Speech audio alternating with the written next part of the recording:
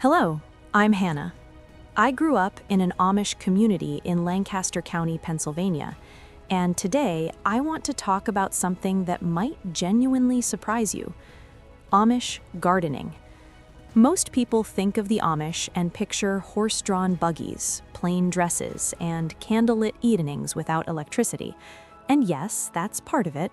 But what outsiders rarely understand is that behind those quiet, simple-looking homesteads is one of the most sophisticated food-growing systems in America, and it's been hiding in plain sight for centuries. I didn't realize how extraordinary our way of life was until I left, because when you grow up inside something, you don't see it clearly, you just live it. So let me take you back to the rows of beans stretching longer than I could count, back to the smell of soil turning in the early spring, back to my mother's cellar lined floor to ceiling with glass jars glowing like amber and gold. Let me show you what Amish gardening really is. It's not a hobby, it's survival. First, you need to understand something fundamental. In Amish communities, the garden is not decoration. It's not a weekend project. It's not stress relief. It is how you eat. We're not planting for Instagram photos. We're planting to feed 8, 10, sometimes 12 people through an entire winter without a single trip to a grocery store. Every square foot of soil matters. Every seed choice is a decision. Every lost crop is a real loss. Growing up, our garden wasn't a cute backyard patch, it was massive. Rows and rows of beans, lettuce, onions, carrots, cabbage, beets, tomatoes, potatoes, squash, sweet corn, peas. And that was just the basics.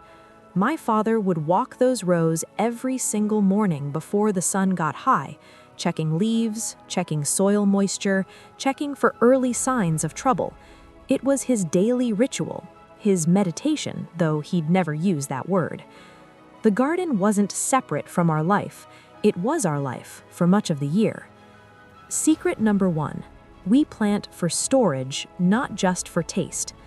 This is the first thing that separates Amish gardening from modern gardening, and it's huge. Modern gardeners often grow what looks beautiful, what tastes best fresh, or what they'll eat this week. Amish families think 6 months ahead. Every seed choice, every variety, every planting decision is filtered through one question: how will this store? We didn't just grow tomatoes, we grew paste tomatoes, Roma varieties and others bred specifically for thick flesh and low moisture, the kind perfect for sauce, for canning, for preserving. Those pretty heirloom slicers you see at the farmer's market? Beautiful, but they don't can well. We knew that. Same with beans. We grew the varieties that dried beautifully for winter storage. Potatoes were chosen for their cellar life. Some varieties last 5-6 months if stored right. Cabbage that could sit in cool storage for months. Butternut squash over summer squash because butternut keeps and summer squash doesn't. When there's no supermarket to fall back on, your variety choices become strategic decisions. And you know what? Most of those practical varieties taste extraordinary. We just didn't know they were supposed to be special. They were just Tuesday dinner. Secret number 2, soil is everything. And I mean everything. If you take nothing else from today, take this. Amish gardening is obsessed with soil health. Not the plants, the soil. My father used to say, "Feed the soil and it will feed you." I heard that phrase so many times as a child that it became background noise. It wasn't until I moved away and saw how most people garden, scratching seeds into thin, depleted dirt, that I understood how profound that philosophy actually is. In our community, composting wasn't a hobby or a green choice. It was simply what you did. Kitchen scraps went into the compost bin. Animal manure from horses, cows, chickens was carefully aged and worked into the soil each fall. Plant waste returned to the earth. Leaves were used as mulch. Nothing organic was wasted. The result was soil so dark and rich it looked almost black. You could push your hand into it and feel it give, like something alive, which it was. Healthy soil is a living ecosystem of billions of microorganisms, and those organisms are what actually feed your plants. Crop rotation was non-negotiable and highly systematic. Legumes like beans and peas one year, they fix nitrogen back into the soil. Heavy feeders like corn or tomatoes the next year using that nitrogen. Then root crops to break up the soil. Then back to legumes. It prevented soil exhaustion. It broke pest cycles naturally. It was ecology before I knew the word. I've watched modern gardeners plant tomatoes in the same spot year after year and wonder why their yields decline, why disease creeps in. Crop rotation is the answer, and Amish farmers figured this out generations before modern soil science explained why it works. Secret number 3. Pest control is prevention, not reaction. Here's where Amish gardening gets really interesting. In most modern gardens, pest control looks like this. You see a problem, you go buy a spray, you apply it. In Amish gardens, the goal is to never need the spray in the first place. The main tool? Companion planting. I didn't even know this had a name until I left. We just did it. It was how you planted. Full stop. Marigolds bordered the vegetable beds, not because they were pretty, though they were, but because their scent confuses and repels many common insect pests. Basil grew near tomatoes, nasturtiums near squash to lure aphids away from food crops. Onions and carrots planted in alternating rows because the onion smell deters the carrot fly and vice versa. Dill was allowed to flower specifically to attract beneficial insects, the predators that eat the pests. It was an entire ecosystem managed with intention. Beyond that, healthy soil produces strong plants, and strong plants resist disease and pests better than weak ones. That's not folklore, that's plant science, but our community understood it intuitively through generations of observation. There was also hand picking. I spent many summer mornings walking rows and picking potato beetles off leaves, dropping them into a jar. Tedious? Absolutely, but effective, and with no chemical residue on food going into your children's mouths. Secret number 4. Timing is a skill you develop over years. Without relying on weather apps or smartphone alerts, Amish gardeners develop a relationship with the seasons that most modern people have completely lost. We watched the sky, not casually, but carefully. What direction the clouds were moving, how the light looked at evening, the way certain birds behaved before a storm. We felt the soil temperature with our hands before planting, not because we didn't have thermometers, but because your hands tell you things a thermometer doesn't. Is it crumbly and workable? Does it smell alive? Is it dry enough to turn without compacting? My grandmother knew the right time to plant corn by watching the oak trees. When oak leaves are the size of a squirrel's ear, she'd say, "It's time." Sounds like folklore, but it's actually correlated with soil temperature reaching the threshold corn needs for germination. These phenological cues, nature's own calendar, were our planting guides. Planting too early seems like a shortcut, but a late frost can wipe out weeks of work. Plants that go into cold, wet soil often stall, get root disease, and never fully recover. Patience wasn't a virtue we aspired to, it was a skill we practiced daily. Secret number 5. Weeding is where character is built. Let me be honest with you, Amish gardening is hard. No gas-powered weed trimmers for small plots, no robotic weeders, no landscape fabric that only half works. Hand weeding, hours of it.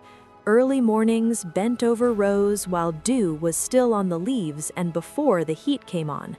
Children started helping as soon as they could walk between rows without stepping on plants, which was younger than you'd think. I remember being 6 or 7, assigned a row of carrots to weed. It seemed to go on forever. My back hurt. I was bored. I wanted to be somewhere else. But you did it. Every day you did it.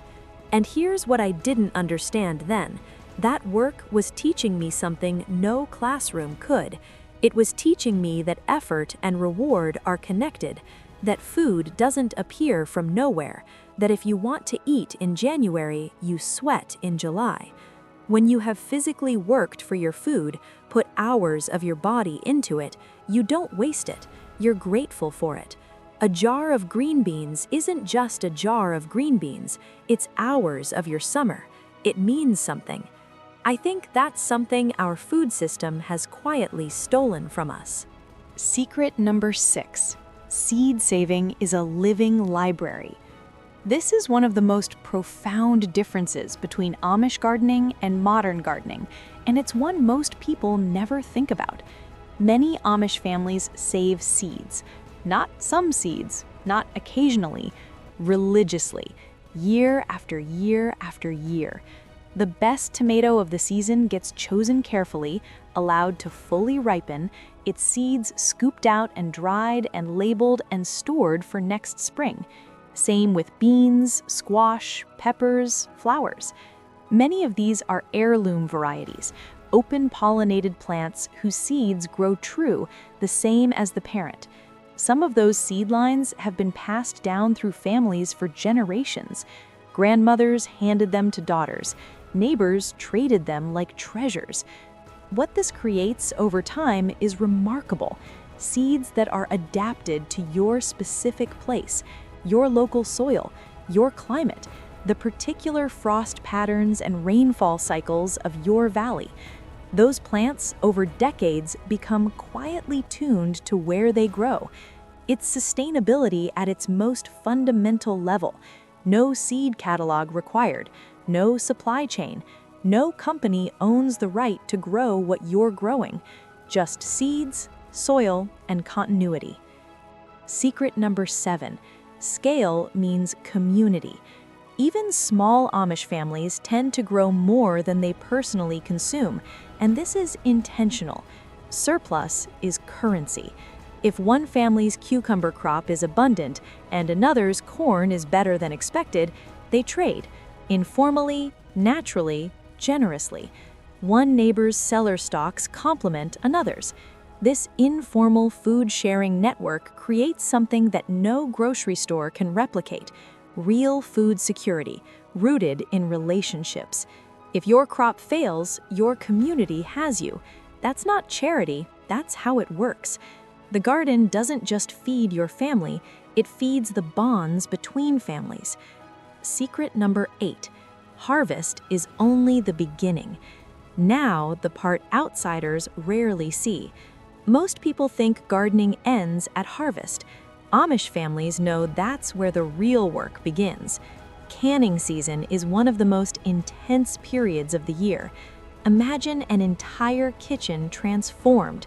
Jars everywhere, steam from boiling water canners rising to the ceiling, the sharp smell of tomato juice and vinegar and dill, tomatoes boiling down into sauce, beans blanched and packed into jars, corn cut from the cob, fresh sweet corn from the plant that morning, packed into bags for the freezer or dried for storage, cucumbers becoming pickles, beets becoming pickled beets that would sit on the table at every winter meal.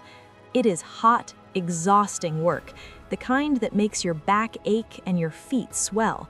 But when it's done, when you walk into the cellar in November and see those shelves lined with hundreds of jars, every color of summer preserved inside glass, tomato red, green bean green, golden corn, purple red beets, pale pickles, there is a satisfaction that is almost physical. You did this. You planned it in March, you sweated for it in July, you put it up in August, and it will feed your family until spring. No barcodes, no packaging, no trucking, no cold chain, no middlemen. Just you, your land, and the seasons. The thing underneath all of it: independence. Here's the real secret, the one that holds all the others together. Amish gardening isn't just about food, it's about independence. When you can grow your own food, preserve it, store it, and share it, you are not dependent on a system that could fail you. You are not one supply chain disruption away from empty shelves. That self-sufficiency isn't extreme survivalism, it's daily discipline. It's a way of living that says, I will not outsource the most fundamental thing, feeding my family, to someone I've never met, in a chain I don't control. That philosophy is deeply woven into Amish culture. It shapes how they build homes, raise children, structure community. But the garden is perhaps where it's most visible, because it's so literal. Seeds go in, food comes out. Labor in, sustenance out. Modern life has optimized that equation almost entirely away. You push a button and food appears, which is a miracle in its way, but something is also lost in that miracle. Do Amish gardeners reject everything modern? Not necessarily. Different Amish communities, governed by their own ordning, their set of church rules, make different decisions about what tools and technologies are acceptable. Some use propane-powered equipment, some use certain modern seed varieties. The rules are more flexible than outsiders imagine, and they vary enormously from community to community. But the philosophy stays constant across them all. Work with nature, not against it. Respect the land that feeds you, plan for the future, waste nothing, build community through what you grow. I've been living in the modern world for years now. I shop at grocery stores, I have a smartphone, I use an electric stove, but I still compost, I still rotate my crops, I still save seeds from my best plants each fall, I still put up jars of tomatoes every August, because some things get into you too deep to let go. And honestly, I'm glad. In a world obsessed with speed, Amish gardening teaches patience. In a world built on convenience, it teaches effort. In a world of abundance, it teaches gratitude. In a world of systems, it teaches that you can be the system. So next time you see a quiet Amish garden at the edge of a farm road, those straight rows, the hand-tended soil, the woman bent over picking beans in the early morning light, know that what you're seeing is not simple. It is strategy refined over generations. It is tradition alive and working. It is survival made beautiful. And maybe, just maybe, it's something our modern lives are quietly hungry for. If you want to hear more real stories from inside Amish life, the food, the community, the struggles, the things no documentary shows you, let me know in the comments. There is always more beneath the surface. Always.